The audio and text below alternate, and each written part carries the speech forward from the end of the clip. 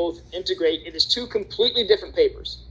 Okay, it's not like you write one paper for both aspects. But if you wanted to work ahead and say, you know what, I want to knock one more thing out, I don't want to have to mess with the React when we get to our last unit for React 5 over motivation, then I'm going to give you guys the option. So you see that language there. If you want to be done with Reacts for the semester, then you can submit both options for React. Also, remember, if you were working within the IDI, I'm not sure how many of you guys did any sort of commentary about engaging in cultural activities. Same thing applies here. You can do 2 uploads for that at the same time. It's just a way for you guys to kind of manage your schedule a bit. And if that first week of November works out well, then you certainly have the ability to kind of customize your education like that. This is another full unit, which means you're going to have another unit-based test. The good news about this unit, when you look at historically, across all of the trends, I find that the intro exam always has the highest grades, but a lot of different factors going on. Not many things competing against that, small content, just 2 chapters, 15 questions, that type thing. Development's the one that always is the lowest. Learning usually is just this second, and it's not much below what you see for the intro unit. So if you're worried, oh my gosh, my grade isn't that great right now, I wish I could have done better on this development test, I'm not sure if there's going to be an adjustment or not. I just don't curve grades. I don't add points just to add points. I look at the metrics of the exam and I see if there's any reason to do any adjustments. The good news is if your class follows historical trends, which it seems like you have, this next test is where people really kind of bounce back. Really, with the way that this content, there's not as many different theories. The alignment of these really kind of goes together a lot better. Motivation, it's kind of interesting. You guys have lost all motivation until we get to the end of the semester, so there's really no historical trends with that. But if you're looking, hey, how can I bounce back? How can I do well? This is the one to do well on. And I think this is a fun unit. It's one of the best ones. It's one of the ones I like teaching the most in this context. We'll have some energetic and some fun slides today, and of course some videos to show as well. So any questions before we get started? I want to maximize our time today in lieu of having you guys share. I know that there was probably 3 different things that were submitted, so instead of having people share the 3 different aspects of what the React was, we can just jump straight into behavioral learning. Anything from the Zoom room? All right, so let's get started then. Learning theories in perspective. As always, I will give you a base definition. This is not the correct definition. It is a framework by which we can view what learning can be conceptualized by. Lots of different things that I want to emphasize about learning, but let me give you a definition. The acquisition of knowledge or skills, the acquisition of knowledge or skills through experience and internalization. The acquisition of knowledge or skills through experience and internalization.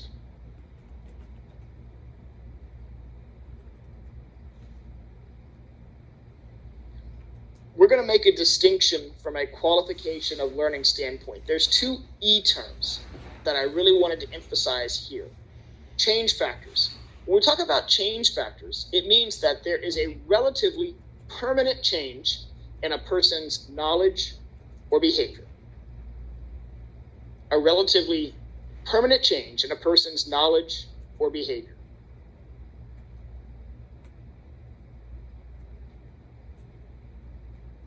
So this change in capability that persists is not related to patterns or processes of mere growth. So these changes in capabilities, these acquisitions of knowledge and skills, is categorized as learning because it's not rooted in development. The way that I want you guys to think about that is just because you get older does not necessarily mean that you get wiser. That's exactly what this says. Chronological aging, biological development, even though it contains indices of cognition, automaticity, the speeding up of processing, just because we chronologically age does not mean that we learn. So what qualifies then as learning? What are some of these change factors? First of all, we have to look at number 1, that endurance that we just talked about. For it to be quantified as learning, the change or the duration of the change must be long-term rather than short-term. It must be long-term rather than short-term. It persists. I'm going to stop short of saying that it is permanent. I think that's an overstatement. We're going to learn about the permanent store of knowledge, and I think that's kind of an overselling. We certainly know that there can be declines in cognitive abilities and learning. So I think that's selling it as a permanent, but it is a long-term change. And it is a change that's brought about by experience.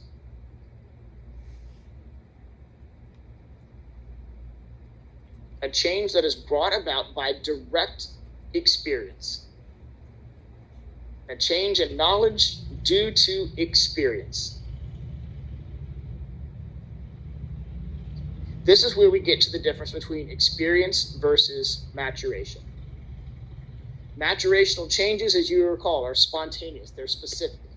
They're specific indices of development. Maturational changes do not lead to or quantify learning. They might equip us to learn, but it does not mean that learning has taken place. It's one of the big debates right now in higher education and all forms of education. You guys are taking classes. You're paying full tuition. Okay, but does enrolling in a class mean you're going to learn in that class? And the answer is no. Okay, it's about how you are engaged in that, the effort that you apply. It's all about the experience itself. It's not just the maturation that you got 4 months older sitting here and whatever other features that are there. Maturation in and of itself is not enough to qualify or quantify as learning.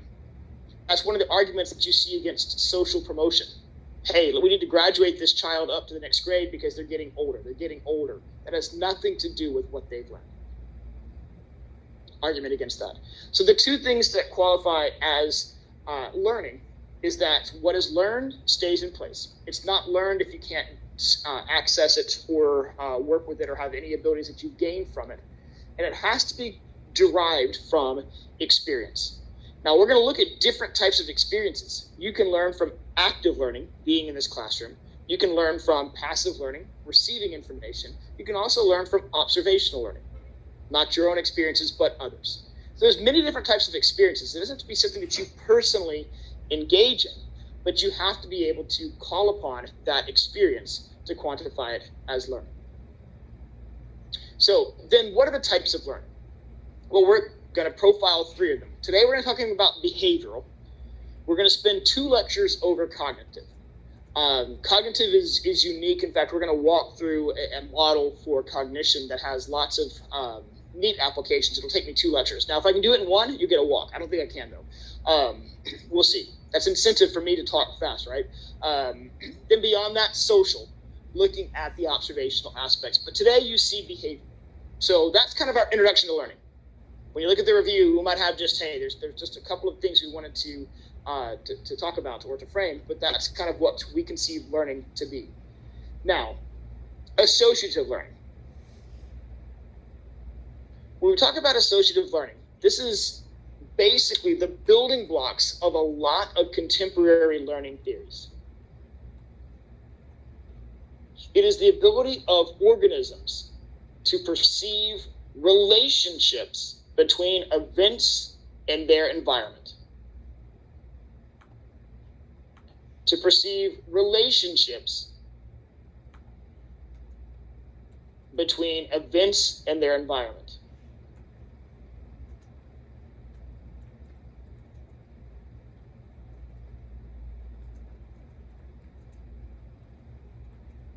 Now, why does it have relevance to behaviorism or behavioral learning? It is a fundamental component of what we call adaptive or learned behavior, because it allows for anticipation of one event on the basis of another.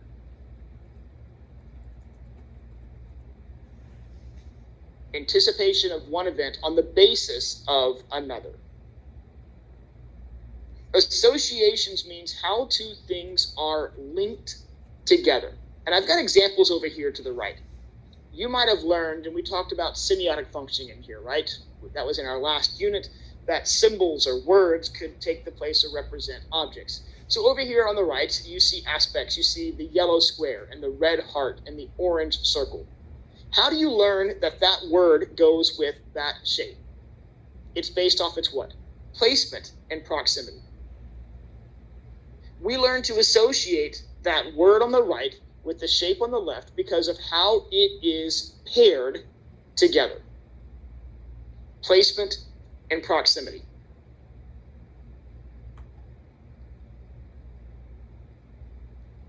The whole principle of associative learning is that our brains are designed to group things together. Our brains like to integrate rather than isolate information. We like to perceive meaningful patterns and wholes. We'll talk about gestaltism in here on Wednesday.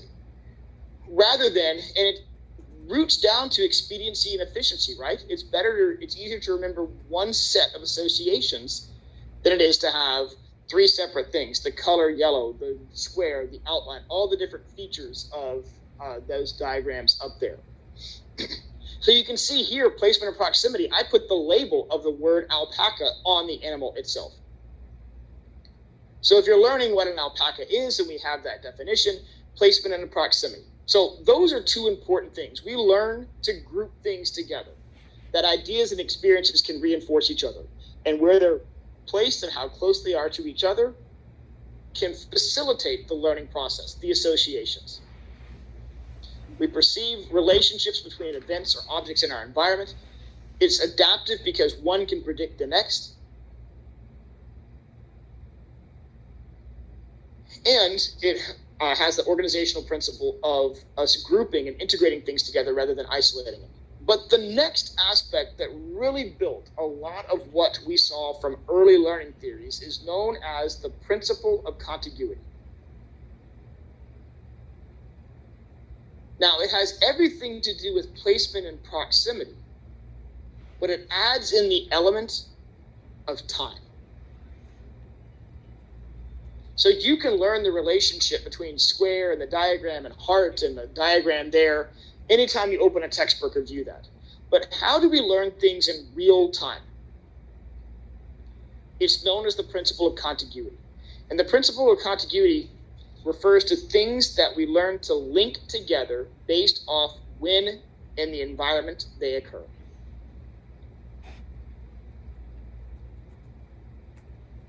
And when two or more things occur together often enough, they will become linked.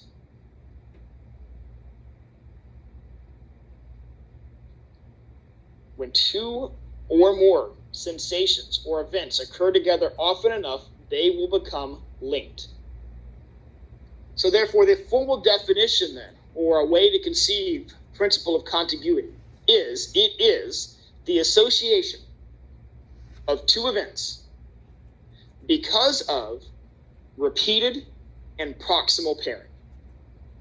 The association of two events because of repeated and proximal pairing.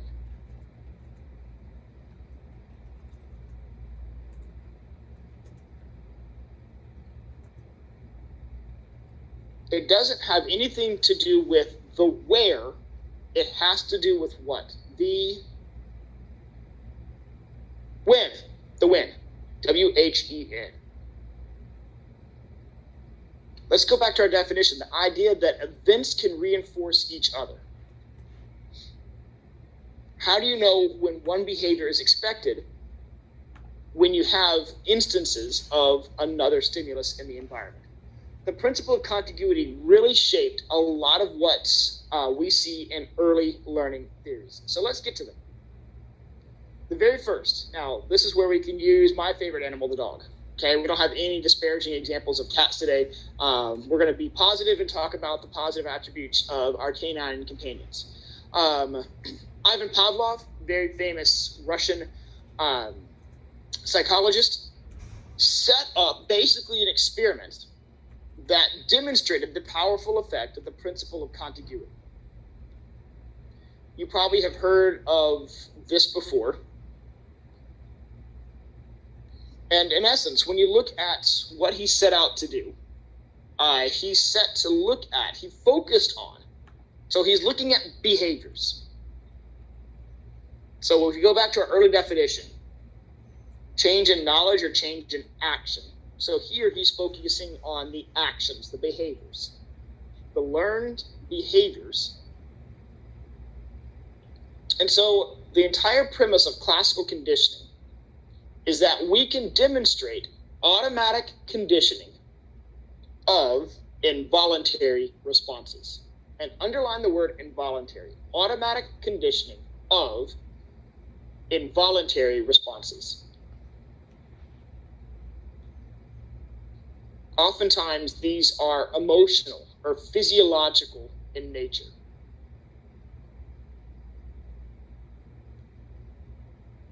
And so he developed terminologies that are still in use today.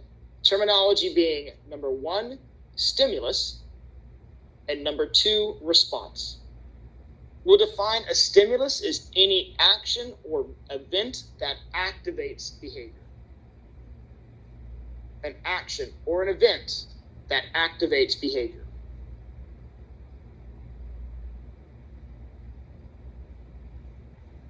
So you can look at our diagram here. We've got, if we're playing like charades or Pictionary, let's look at all these things here. We have a bell, we have a bowl of dog food, and then we have, what do you think that is over there to the right? Salivation, saliva. It's not like sweat or perspiration, it's salivation.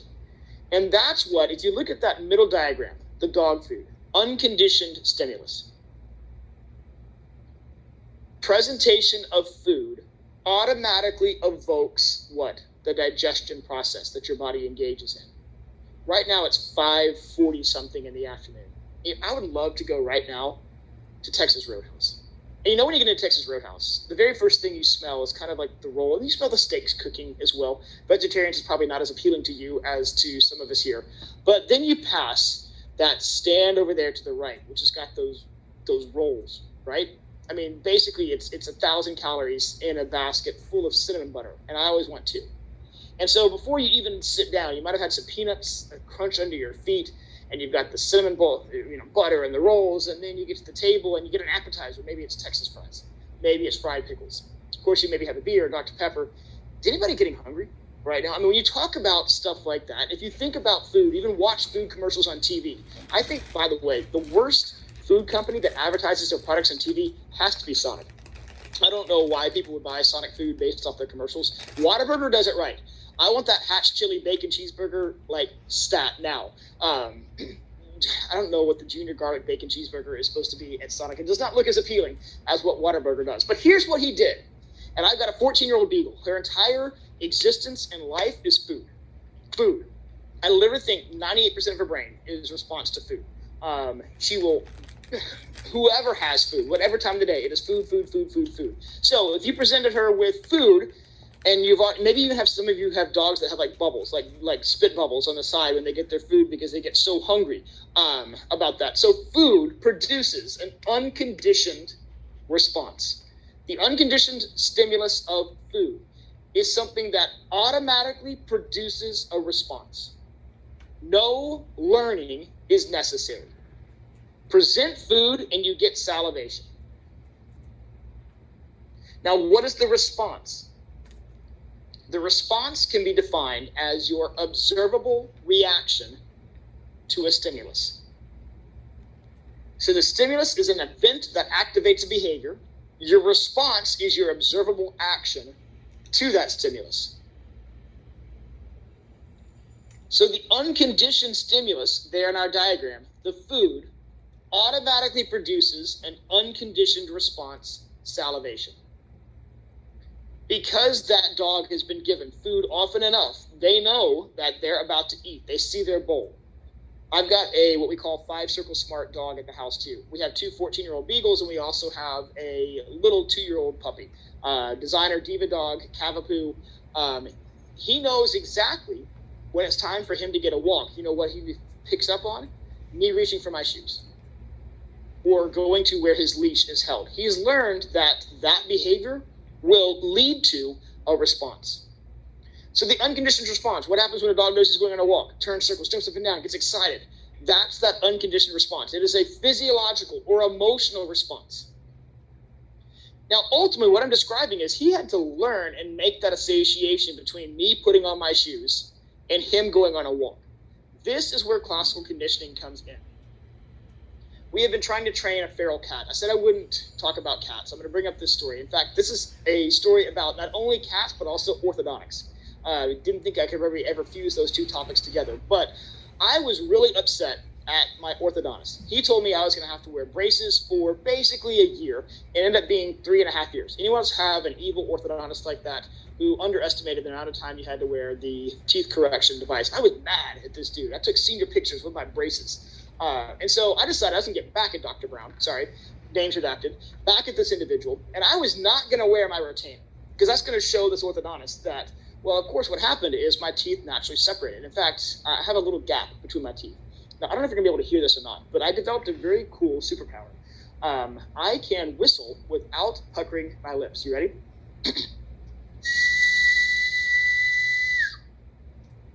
Now, doesn't really do much at all. However, that is the food call that I have for the feral cat.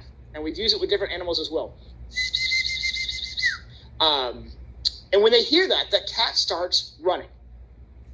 Now, when you first do that, that is a completely extraneous sound.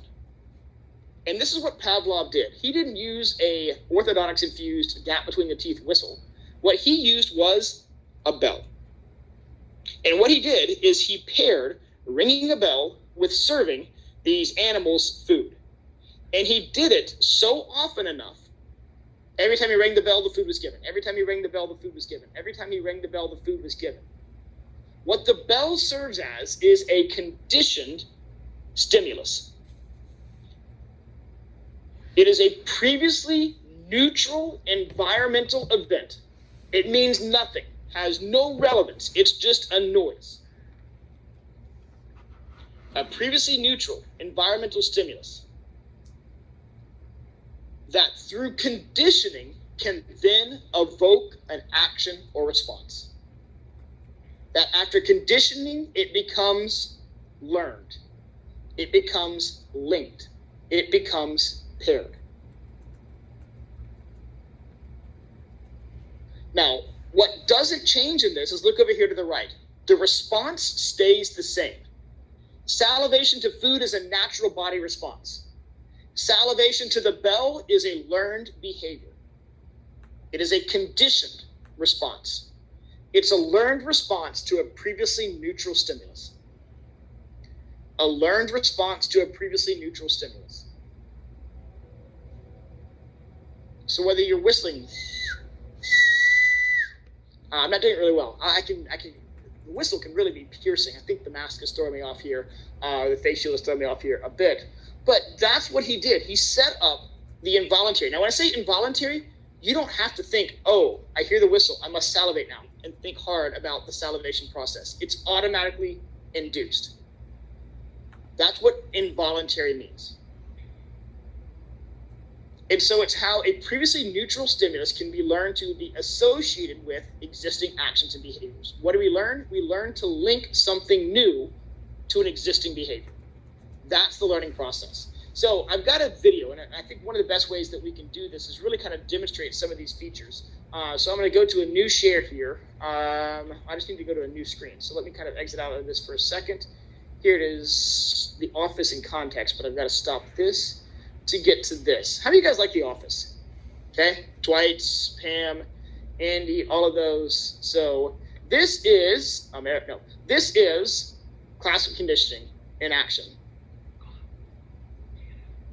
Oh, damn, lost another file. Gonna have to reboot again. Hey, Dwight, do you want an Altoid? What do you think? In school, we learned about this scientist who trained dogs to salivate at the sound of a bell by feeding them whenever a bell rang. So for the past couple weeks, I've been conducting a similar experiment. Dwight, one altoid. Okay. Altoid? Sure.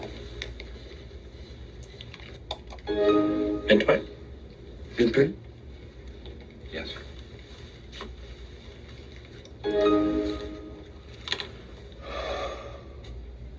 What are you doing?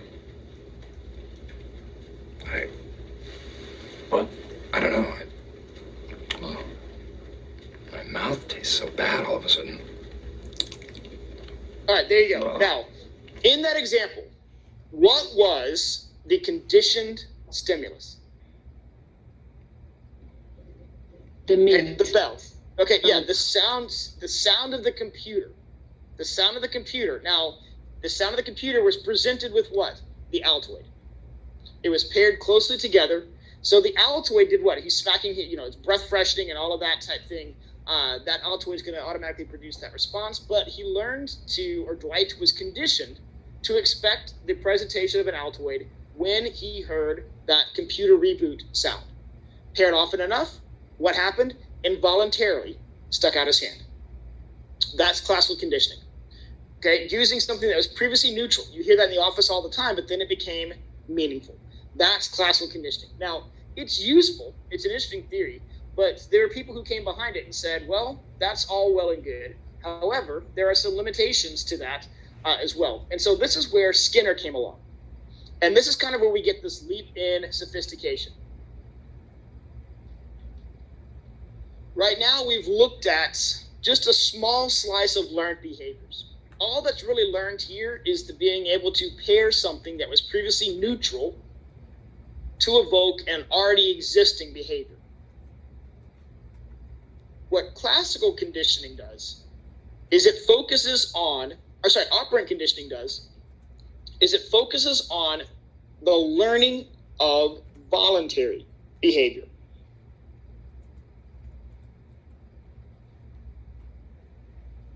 Things that we deliberately and consciously choose to engage in. Now, by the way, to give you just some historical context, I'm not going to ask you about dates. Pavlov's theory about 1902. This came along 50 years later. 1950s is really when you see a lot of this operant conditioning. Now, what does the word operant mean? It refers to the active engagement of the individual in their environment. We are operants, not just responders. We are operants, not just mere responders. In fact, Skinner argued that classical conditioning is great, you can demonstrate it, but it only counts for a small sliver of all the behaviors that we could exhibit. Learning how to pair two things together is a learned behavior, but it doesn't have anything to do with actual actions. It's just the linking of two things that already exist already. And so therefore, the operant aspect of operant conditioning looks at deliberate actions that people engage in within a learning environment. Deliberate actions that people engage in within a learning environment.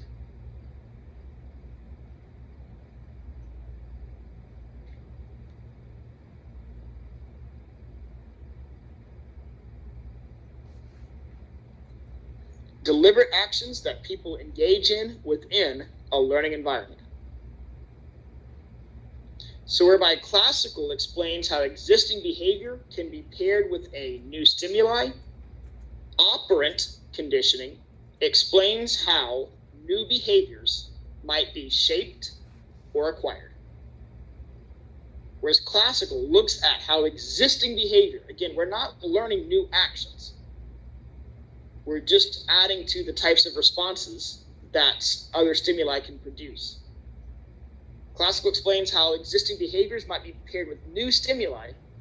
Operant explains or emphasizes how new behaviors might be shaped or acquired. So how do we shape or acquire behaviors? Well, behavior is right in the middle. In fact, this is a very much ABC type organization of operant conditioning. I think that's what makes this really kind of easy to understand and digest. Because we have the actions in the middle. An antecedent is anything that precedes an action. Anything that precedes, the events that precede behavior. They provide information about what behaviors should then be displayed. Antecedents are any events that precede a behavior. We have this behavior, we want to elicit that, so therefore there are antecedents in the environment that will give the learner a clue or information about what behaviors are to come. Little did you know this, that your teachers, when you went through grade school, used antecedents all the time. We'll talk about antecedents second. It's kind of ironic because it comes before behavior. But in fact, if I did this, all of a sudden you hearken back to elementary school, right? Because many of you had to sit on your hands and not want to clap back because that was something that you learned. And then after the teacher, what did you do? All of a sudden it was exactly, get quiet. You learned that that pattern meant it's time to start class. That's an antecedent, and we'll talk about that here in a second. It lets you know what behaviors are to come. It allows you to shape classroom behavior, child management, all of that. And people who work with kids know exactly how antecedents can be used effectively in that regard.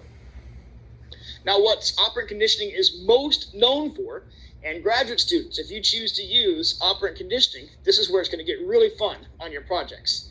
Consequences.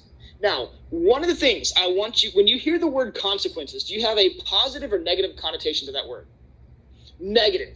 Okay? Don't be a negative Nancy. Okay? Don't be a Karen.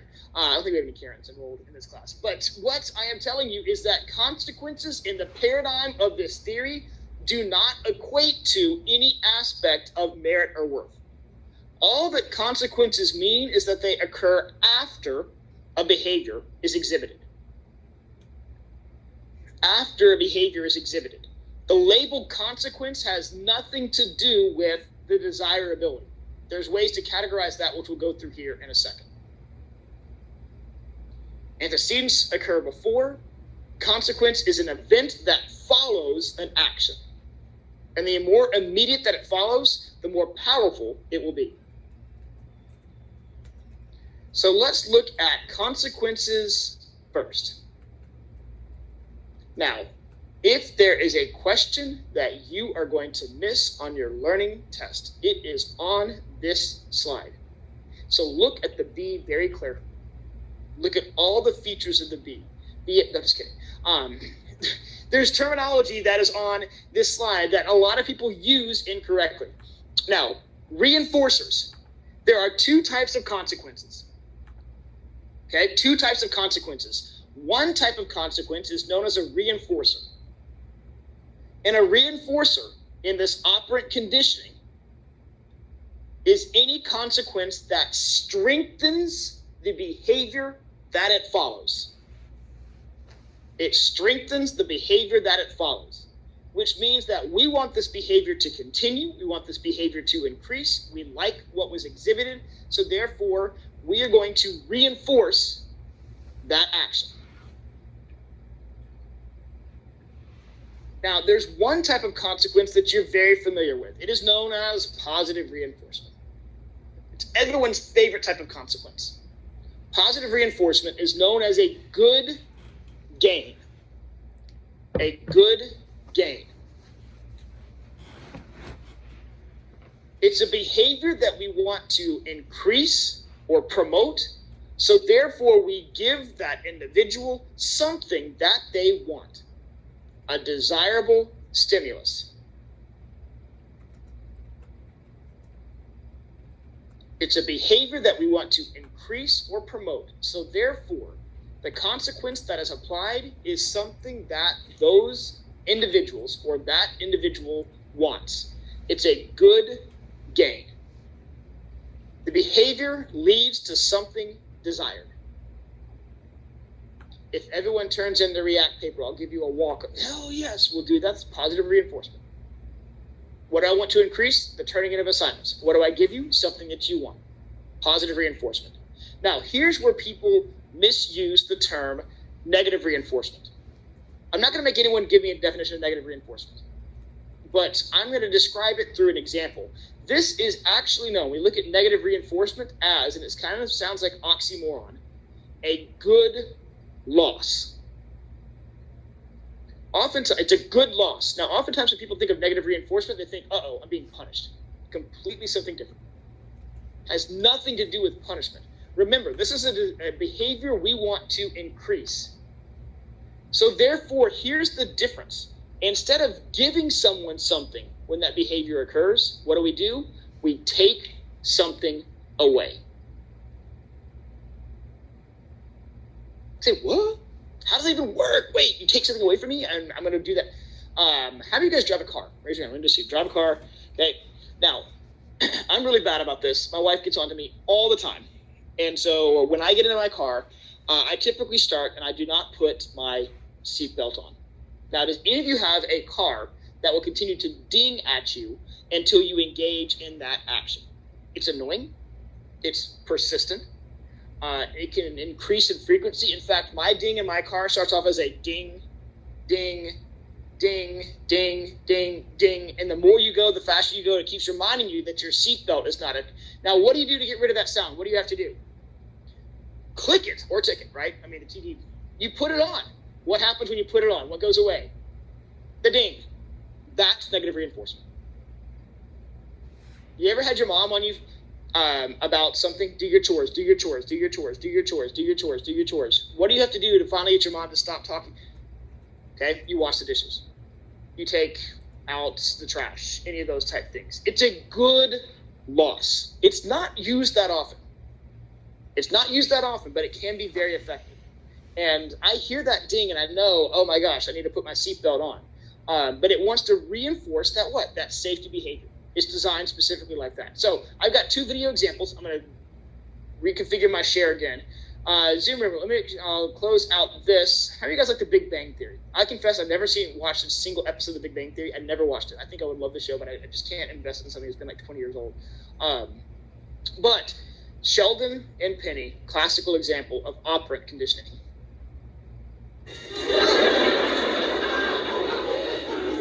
What's this cartoon called again? Oshikuru Demon Samurai. And it's not a cartoon, it's anime. Anime. You know, I knew a girl in high school named Anime. Anna Mae Fletcher. She was born with 1 nostril. Then she had this bad nose job and basically wound up with 3.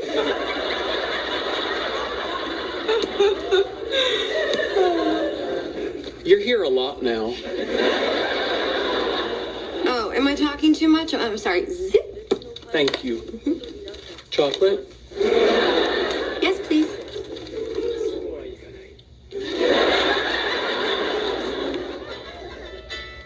Oh. Hey, Kim. Yeah, you know what? Hold on. Let me take this in the hall.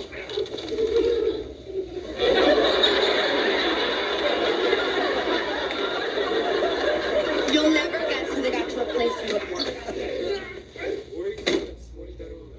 Okay.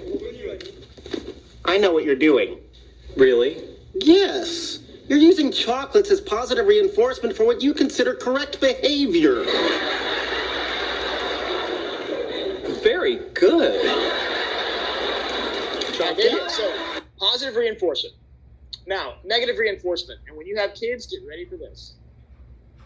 Mount Splashmore? No. Will you take us to Mount Splashmore? No. Will you take us to Mount Splashmore? No. Will you take us to Mount Splashmore? No. Will you take us to Mount Splashmore? No. Will you take us to Mount Splashmore? No. Will you take us to Mount Splashmore? No. Will you take us to Mount Splashmore? No. Will you take us to Mount Splashmore? No. Will you take us to Mount Splashmore? No. Will you take us to Mount Splashmore? No. Will you take us to Mount Splashmore? No. Will you take us to Mount Splashmore? No. Will you take us to Mount No. Splashmore? Will you take us to No. Mount Splashmore? If I take you, will you two shut up and quit bugging me? Yeah, of course. Well, will you take us to Mount Splashmore? Yes. Thanks, There Dad. you go. So, negative reinforcement. What does his action do? Every time your kids, first of all, show no weakness. By the way, when you have kids, do not cave. Show no weakness. Because as soon as they exhibit that once and you cave, what's going to happen? They're going to, every single time after that, they're going to approach. Because guess what? They learned that it worked there. So for Homer Simpson, that was a good loss. Not having his kids sit there and nag at him was worth the trip to Mount Splashmore as it is. So that's reinforcers. Okay, positive and negative reinforcement. The one thing I want you to consider is that negative reinforcement does not mean that it's something that is negative or bad. It is actually a good loss. Now, let's see. We had it integrated. Punishments, on the other hand. Punishment is any consequence that weakens or suppresses behavior. Any consequence that weakens or suppresses behavior.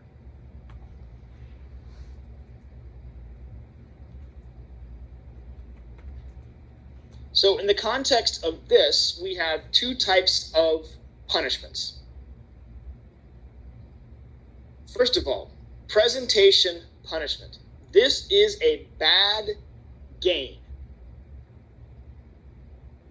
A negative stimulus appears after an undesired behavior.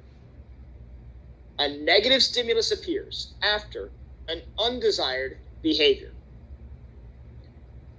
I didn't have you recount ways that teachers can use positive reinforcement, but what are some ways that teachers in a classroom can use positive reinforcement? What are some things that you have had in your classrooms you can think back?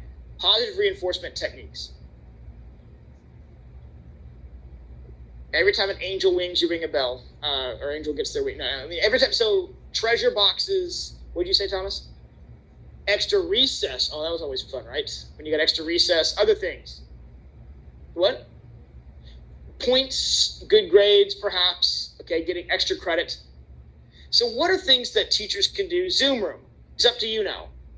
Presentation punishment. What's an example of a presentation punishment? Like for teachers specifically? It could be any example. So it could be in a parenting-child relationship. It could be in a classroom example. For me, it was spankings. Spankings. Yeah. Okay.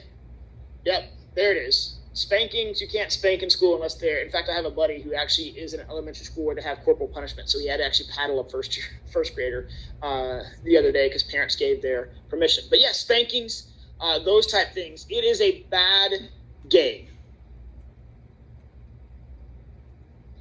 Now, removal punishment is something a bit different.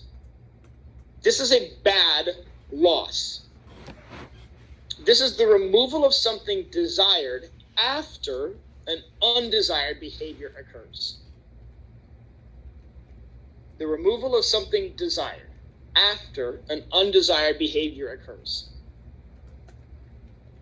So, if you in high school ever lost your cell phone, or the car keys, or you were grounded, those are examples of removal-based punishment. Now, timeout and grounding kind of sits right there on the fence. Where does that fall between presentation and removal? Just think about if you've lost something. Lost a privilege, lost an object. Maybe it's the Wi-Fi password. And I've seen parents who have Wi-Fi set up to where the kids have to earn the Wi-Fi password each day.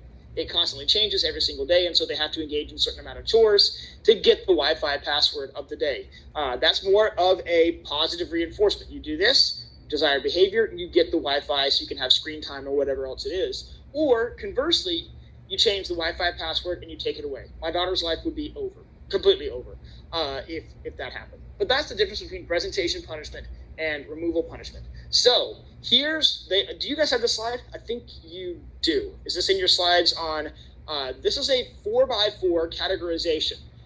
Guaranteed you will see this again. Promise. Be able to identify and differentiate between positive reinforcement, negative reinforcement, presentation punishment, removal punishment. What each is labeled as a reinforcer or a punishment. All of them are what?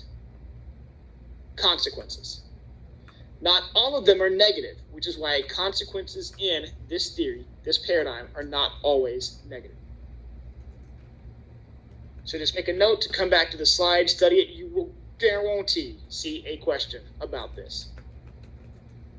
Now, reinforcement scheduling. What makes this effective?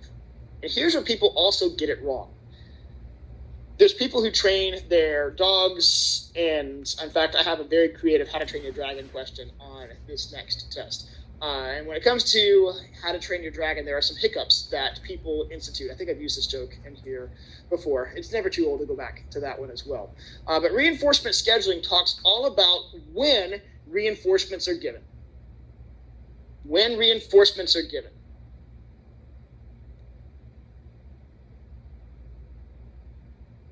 So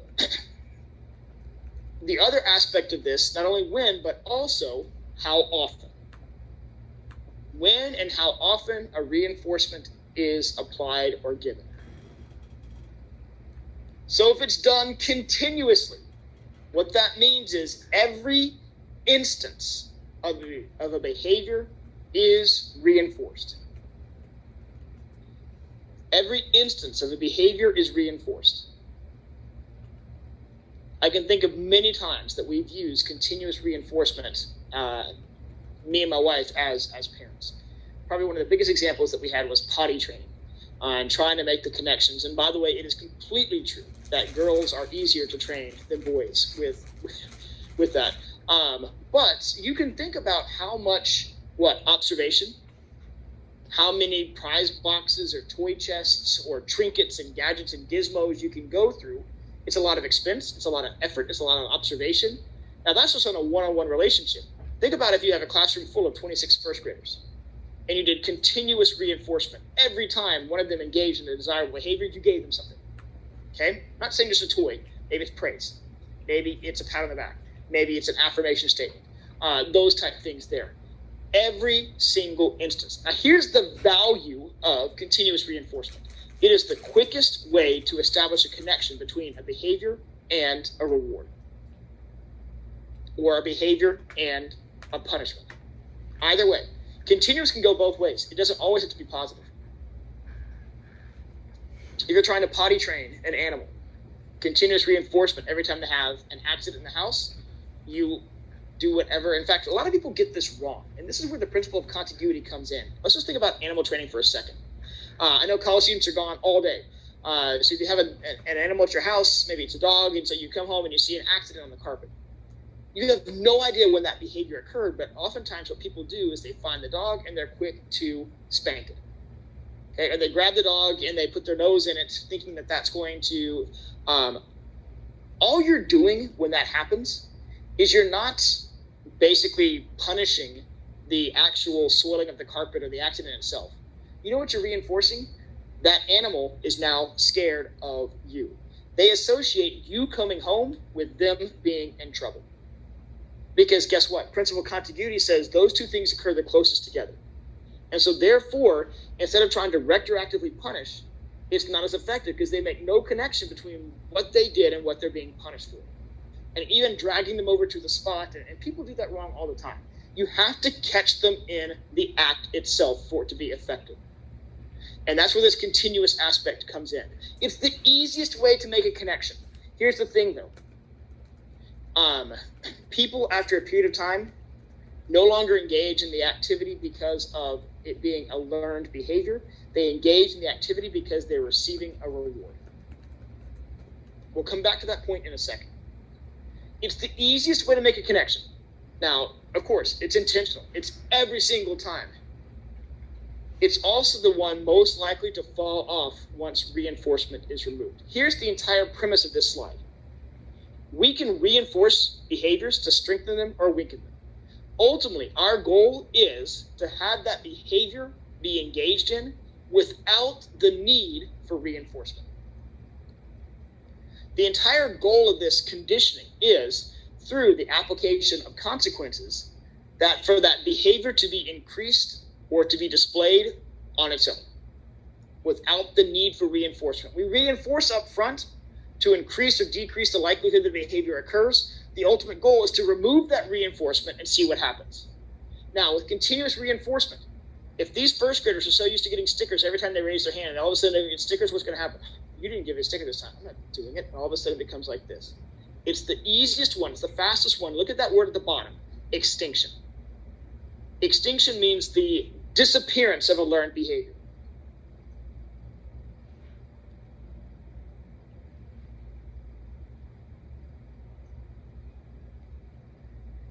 So if we really want to effectively put a learning plan in action, what we have to do is intermittently reinforce.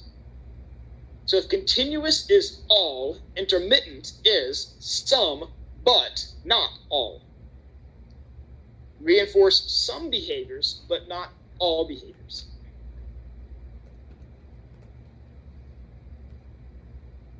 Now, we can approach these with patterns in mind. Interval.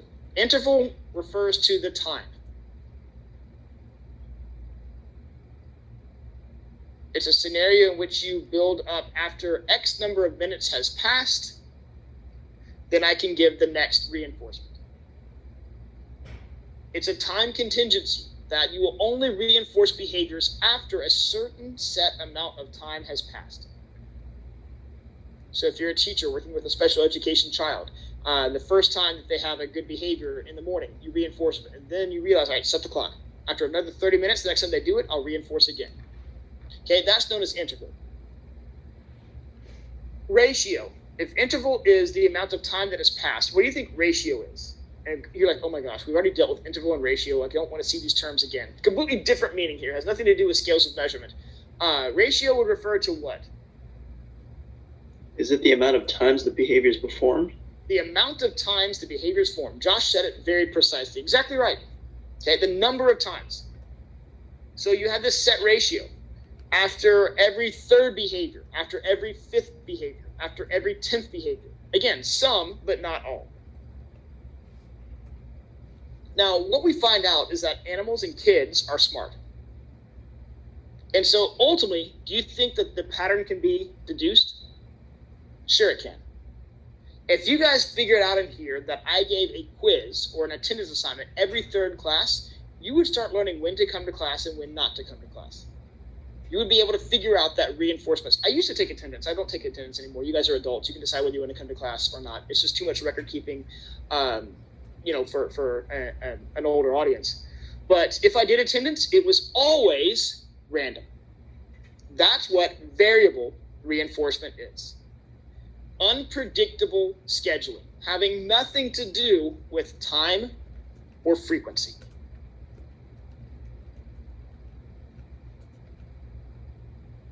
There are examples of times that I've done variable reinforcement. I think people who spoke up one of the very first times we never reacts got bonus points in this class.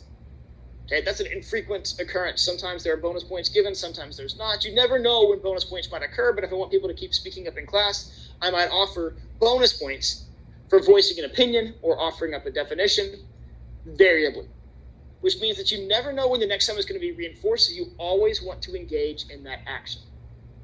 When we talk about extinction, the disappearance of a learned behavior that's been previously reinforced, the one that is the most resistant to extinction, which means that the behavior will be engaged a long time after reinforcement is removed, is variable.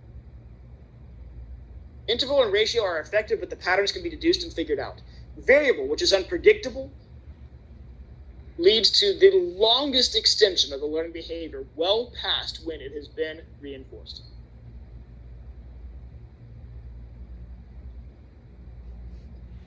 It's ironic there's a goat picture up here. Goats are the most stubborn animals on the face of the planet. My parents own two as pets, not even as show or anything. They got two Nigerian dwarf goats that they Shiner and Sherry. So anyway, I think it's funny I put that there. I don't know why. Now, antecedents. So we've just talked about the aspects that occur behind behavior. Antecedent is something that occurs before the behavior. So here's what stimulus control represents with regards to antecedents. It's a phenomenon in operant conditioning that demonstrates that an individual will behave one way in the presence of a stimulus, but another way in its absence. That an individual will behave one way in the presence of a stimulus, but in another way if that stimulus is absent.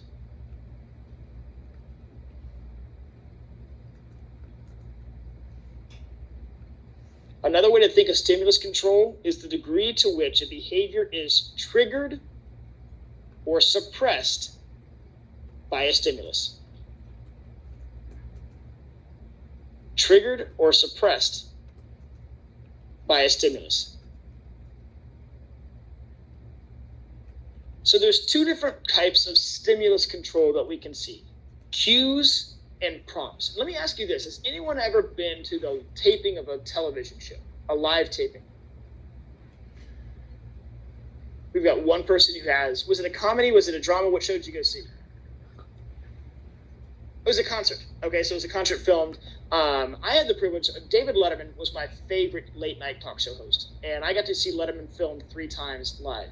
And it is very true that they do have applause signs in the audience, letting you know when it's time to engage in a behavior. So you see the applause sign, clap, and you do this.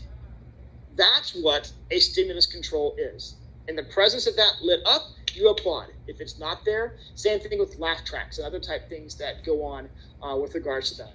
So we can look at the level of obviousness of the stimulus in question. And that's the difference between a cue and a prompt. A prompt is a much more invasive stimulus.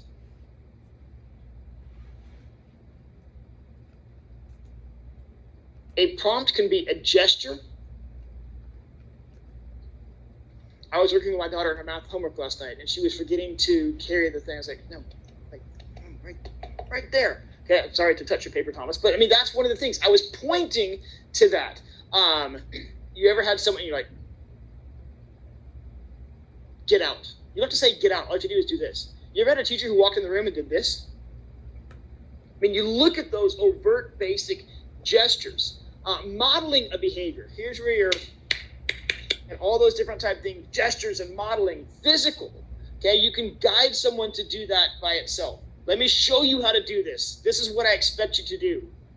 Visual, verbal, okay, applaud, all of that. All of those are prompts. They're overt. They cannot be missed. I find that I miss them all the time. My wife, when she's trying to prompt me with certain behaviors, sometimes we miss, the subtle aspects, which are these cues, hints. So a cue is something in the environment relating to the skill that naturally reminds us to do it. The cue itself is just a hint. It has nothing to do with the demonstration of the behavior itself. Nothing to do. I'm Jack sitting right here. If he was talking, I'd be like, or I would sit, snapping, pointing, all of that. That is a prompt. Okay, when you think of a subtle cue, it has everything to do, maybe it's just something that he recognizes in the environment. Maybe it's the classroom getting quiet. Maybe it's the light. In fact, you ever see these projectors go down? And I even come in here and I mess the lights. Okay, does that let you kind of know that that's time to get ready? Now, the subtle differences between what a cue is and what a prompt is, I am never going to have you identify in a test-based paradigm. Because it is very individually specific and context specific. And what could be a cue for one person could be a prompt for someone else. It depends on their level of experience with what the behavior is being asked to engage in. Certainly in a classroom full of individuals, for some, this prompt is much more of a cue, never vice versa. Again, it's just the level of overtness and obviousness. And sometimes if we see a stimulus, how did you act when you saw not your professor or not your regular teacher walk in, but you saw a substitute? Think about how you approached that first period when you saw that substitute walk in for the very first time. You're like, oh, here we go. It is on, because you're going to behave completely different. That stimulus control, power to impact behavior. Now, we're trying to get through this. Applied behavioral theory. There's certain things that we can do with the application of behaviorism that can either increase behavior or discourage behavior. I'm going to cover 5 terms that I definitely am going to want you to know. Pretty much guaranteed you're going to see scenarios. I'll cover these at the review. I'll probably even have an example about this. But it's not just enough to know consequence, response, antecedent, operant conditioning, classroom conditioning. What you're going to find in this next test is a lot of scenario-based questions that have you identify what learning practice is being put into place. So module 21, now I'm going to highlight 5 terms today. It doesn't mean it's the entirety of the model. It means here's 3 that we can use to encourage behavior. Here's 2 that you can use to discourage behavior. Premack principle. The notion of this is a more preferred activity can serve as a reinforcement for a less desired activity. A more preferred activity can serve as a reinforcer for a less desired activity. If you finish your math homework, we will go get snow cones at Bahama Bucks. And that's exactly what I did yesterday. And it was great. I had blue coconut. If you finish your homework, then we can go get snow cones. Getting the snow cones is the more preferred activity. What does it do? It provides a reinforcement for someone to do something that they don't want to do. Your booking refers to, I think it's the grandmother rule. If you clean your room, then. If you take out the trash, then. If you walk the dog, then. You get this. And so it's activities that can reinforce each other. Now, the other thing about reinforcement is it doesn't have to be reinforcing the exact behavior. If you're trying to change the bad habits of your boyfriend, which some of you might have a large task ahead of you, you have to realize that they're not going to fully get it right off the bat. So therefore, you have to do something called shaping. And shaping means that you reinforce incremental advances. I like the term that they use, successive approximations. It means they get close. So if you're teaching a dog to learn where to go to the bathroom, if they almost make it, oh, that was close, good job. You almost did it. Or if the behavior is complex that requires a lot of different actions. We are working on pre-algebra right now with my 6th grader. And we are working on equations that take at least 6 steps. You've got to isolate the variable on one side, and then you got to do all these different operations. If I reinforced every single step she got right, that's a successive approximation. She might not get the right answer, but I can say, oh, that was good. That was that first step. Really, really good job. You're getting this down now. Here's, and so you give that reinforcement. If you wait for them to engage in the behavior in its entirety, you might not ever get a chance to reinforce it. That's what shaping is. Rewarding successive approximations. You can't ever go back and reward regression. It has to be forward progress. Successive approximations. Finally, positive practice. It's a way to reinforce desired or correct responses by having them rehearse or correct mistakes. It reinforces desired behaviors or responses by having individuals rehearse or correct mistakes. I could show you this on The Simpsons. If you ever had to, let me ask you this. When you did a spelling test and you got 9 words correct and you missed 1, positive practice means you have to spell that word correctly 10 times in a row. You write it out to where you practice the word that you missed, so therefore you learn how to spell that word. That's positive practice. You make a mistake, you correct it, and you learn the right way to do it by practicing and repeating it. Same thing I think that athletic coaches do. If you miss a throw or miss a shot or have a wrong fundamental, you have to go back and practice that drill over and over and over again. My goodness, for those who are going into education, do you ever have to, and Kirby, maybe you've done this in some of your after-school classes, do you ever have to practice walking in a line? Oh my goodness, how many times did you have to learn how to walk down the hallway? And if one kid like meanders all the way over, no, let's start back and do it over again, you correct. That's what positive practice is.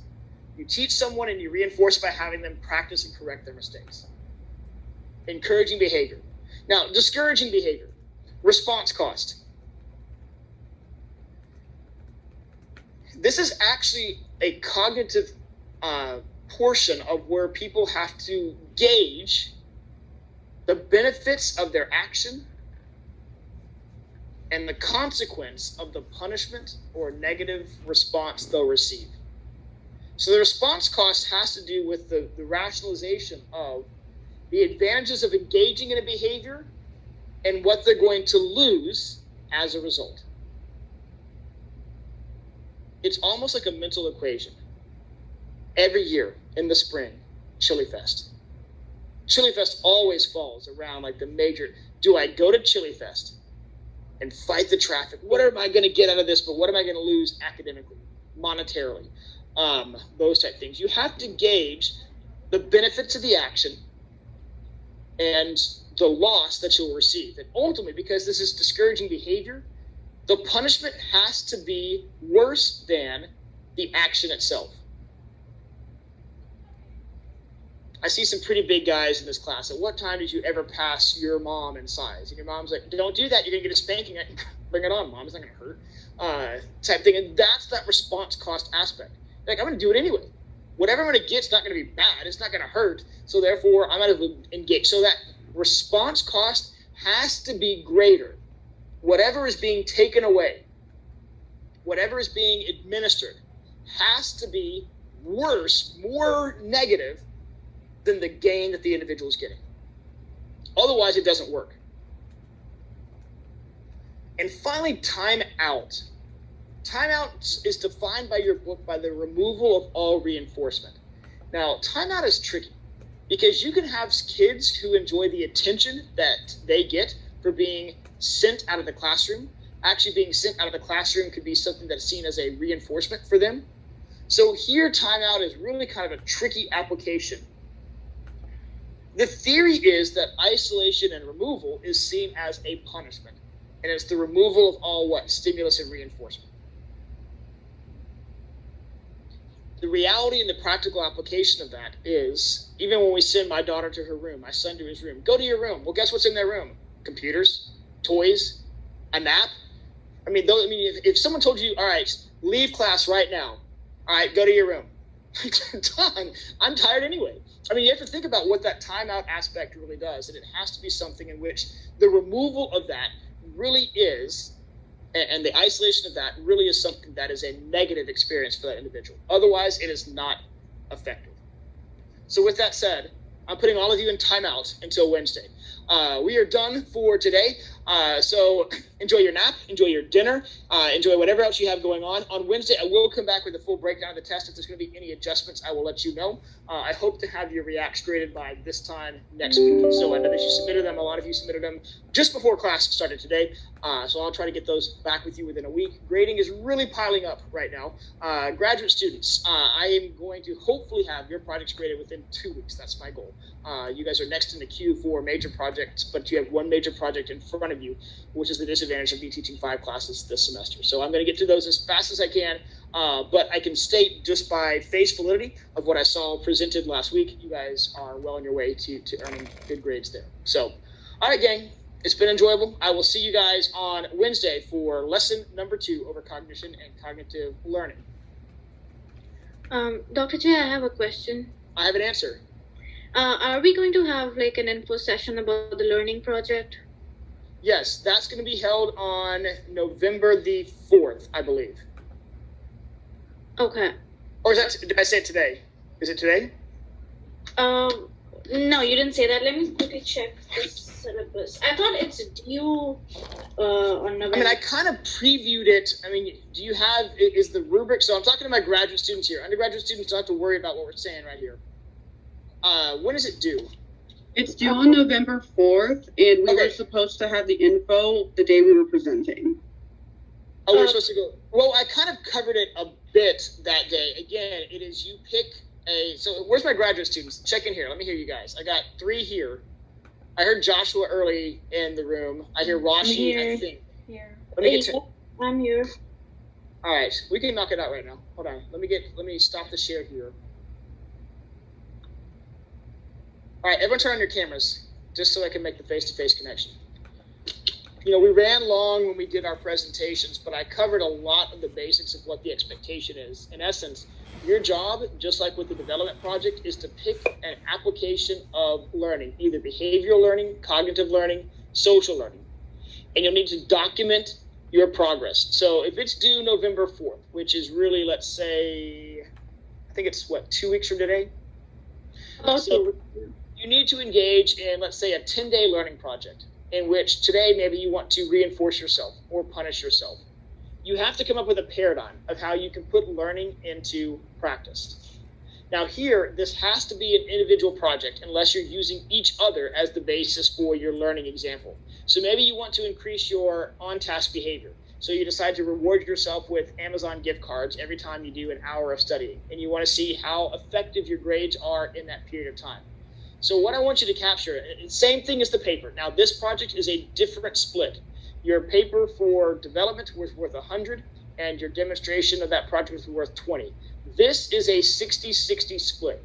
And the one thing that I always emphasize when I go over this project is how you convey progress is of primary importance.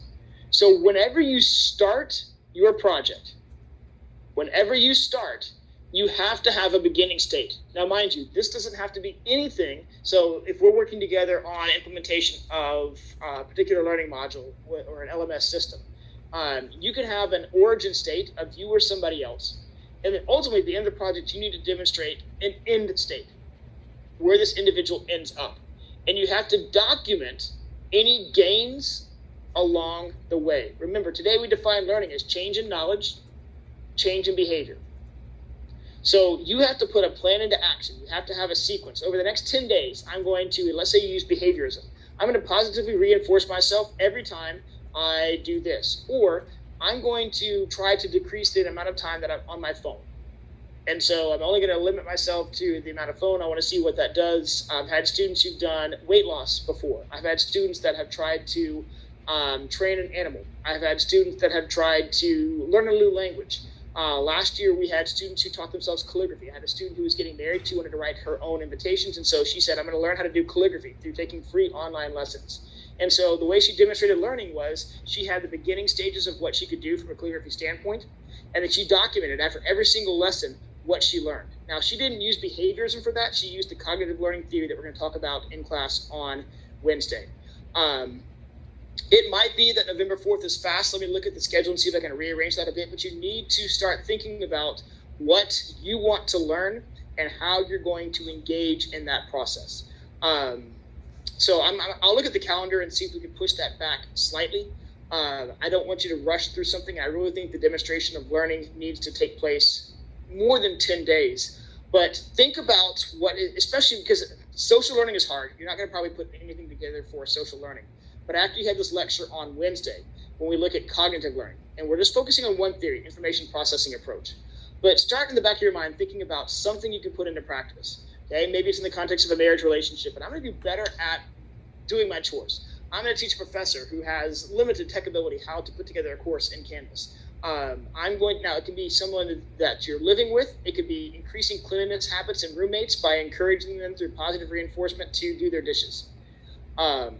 So you could be the subject of your learning inquiry. You could have other people who are willing participants. So don't observe them and engage in an activity without their willing knowledge.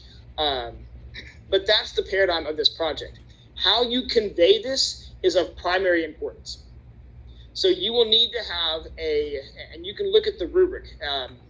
I don't know if it's, let's see, I think it is in there. I know that the developmental project rubric wasn't in there right when I wanted it to be, but in essence, the demonstration of learning clearly communicates beginning state, end state, and has a chronological progression of progress. It also clearly depicts what theory was applied, how often, when, and communicates its effectiveness. And the end result doesn't have to be that you have to be an expert at something. It has to convey what was learned over this period of time. Did a change in behavior